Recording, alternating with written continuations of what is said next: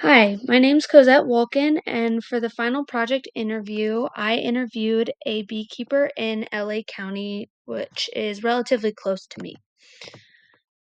So I interviewed Charlene Potter. From her first bee sting as a child, her grandmother used mud to get out the stinger, and since then, her interest in bees has only amplified. Moving here from Canada, Charlene didn't know she could keep bees in the residential LA County area she lives in, but you can. However, each city has their own rules and guidelines as it is a highly populated county. This is her seventh year of beekeeping, but the vast knowledge she had for every question or topic I brought up made it feel like she had been doing this her whole life. Her first year keeping bees, Charlene started with 2 hives and sadly lost both. She really put into perspective for me that beekeeping can have so many unforeseen problems, especially for an inexperienced keeper. She went into her first year having watched many YouTube videos but not taken any classes yet. The first trial run hives really showed the complexity that comes with bees and the wide array of issues there are to treat. Charlene has 3 locations of hives. Her first is in her backyard at Alhambra, which I was lucky enough to visit. The other 2 locations are Sun Valley and Altadena. All of them are in the LA County area. From the moment we pulled up to the house, I had a great feeling about the interview. The front yard was beautifully landscaped with drought tolerant and pollinator friendly plants. In the backyard sits her hives, as well as plenty more plants and water features for the bees. There's also chickens roaming around, which made the backyard feel like a tiny, small farm. The bees live in Langstroth hives, mostly 8 frame boxes, as preferred by Charlene due to the weight of the larger 10 frame boxes. Now, this picture and the previous picture are both pictures I got from her backyard. One topic we covered in depth was Charlene's opinion on keeping feral bees, especially in residential areas. In her second year of beekeeping, after losing the first year's hive, Charlene placed a swarm trap in the trees in her backyard where she captured feral swarms. In trying to keep them, she firsthand experienced their more territorial and aggressive behavior. She recalled to me how just walking out her back door, the bees would get aggressive with her before she ever could even get to the hive. The Africanized bees versus Italian bees have very different behavior when it comes to smoking them. The Africanized bees are much more reactive when smoked, where the Italian bees relax a lot. The Los Angeles County Beekeeping Association, which Charlene is a part of as the vice president, recommends to requeen for feral hives. The night before the interview, Charlene found a ball of bees in her tree. Unsure of what they were or if there was a queen present, the next morning she came out and clipped the branch that they were on and put them in a box with Hive Alive and pollen patty. She went on to explain to me that a usurper queen is a feral queen with a small gang of other bees that will break into an existing hive to kill the queen and take over. At the end of the day, she opened the box to find that the ball of bees did in fact have a feral queen and could potentially try to usurp a hive below. The Africanized bees have become more of an issue in Southern California because of the warm weather, and Charlene gave me a bit of history behind this.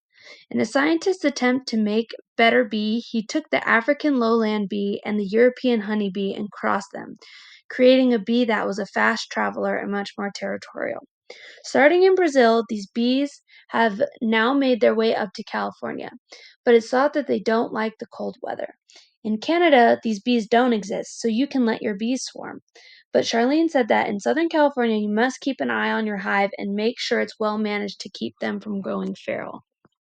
The top picture on this slide is the picture of that ball of bees she had captured, and if you look very closely, you can find the feral queen that she's pointing out.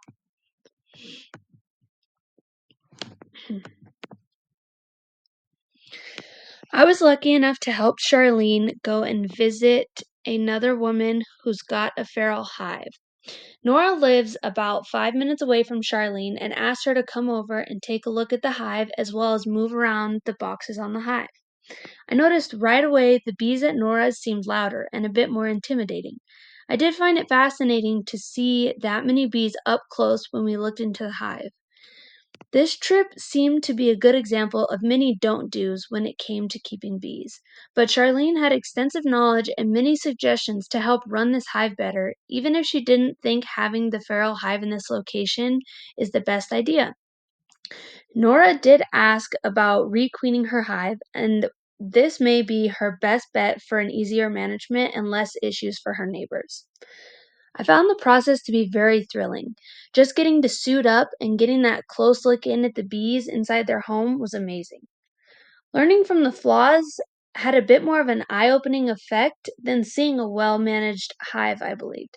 I also learned things like open feeding of honey is illegal in our state, and I'm not sure about illegal nationwide.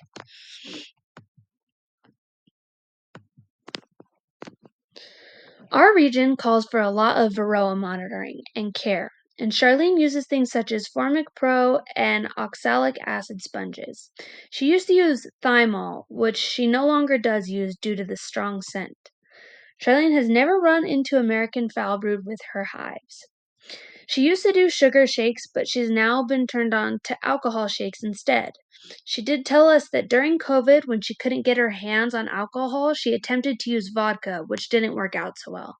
After the shake, she thought the bees were dead, so she dumped them in the trash. The next day, she heard them buzzing in the trash. So it's better to use rubbing alcohol. When it comes to honey collection, I found out you never want to take honey from the brood box as it is used for raising the brood. This last season was an excellent one for Charlene. She describes the honey harvest she got from her Altadena location being the best. She said the honey was almost white in color and the most delicious she had ever tasted. She brought home about 60 pounds from the season. With the bees in mind, the honey harvest is only what is excess to the bees. An interesting fact I hadn't considered was the variation of each hive, even if they're in the same region. Charlene said even with hives that are side by side, there can be a huge difference in how much honey each produces. With having apiaries in different areas, Charlene gets to weigh the issues with different environments. An issue she went back and forth on was forage.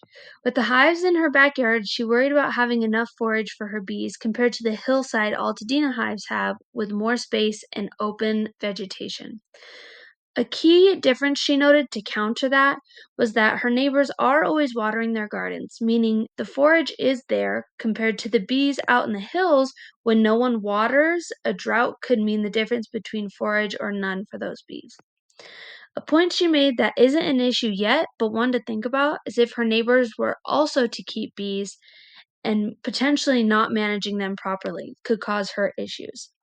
A couple years previous, Charlene's backyard hive faced a pesticide kill from someone in the area misusing pesticides.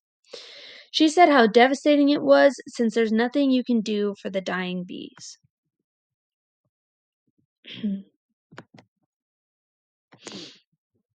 When it comes to the future of beekeeping, I asked Charlene her thoughts about almond pollination.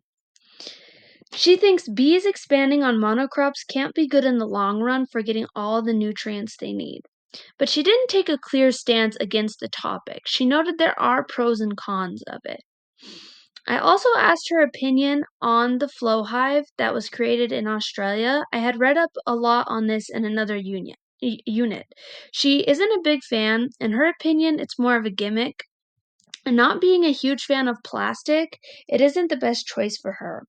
A positive she mentioned is if you wanted to use the flow hive, it might work well as just a honey super, but you still need to manage your bees. Overall, Charlene favors the more traditional route with the Langstroth hives, and she mentions how bees aren't just honey factories, they pollinate and are essential to us. My two favorite things that I took away from this interview were there's no simple answer in beekeeping, and ask 10 different beekeepers and you get 12 different answers. I felt like I learned so much more than I even expected to in this interview, and not only did I feel I learned a lot from Charlene, I also got to witness her passion. It was incredibly motivating to me in my own journey of potentially getting a beehive. I'm so glad I went with interviewing on the more hobbyist point of view because Charlene truly puts her bees first, and it wasn't about making money off them or draining them of their honey, but rather giving them a good home and taking care of them. That is the end of my presentation, and I would like to thank you for listening.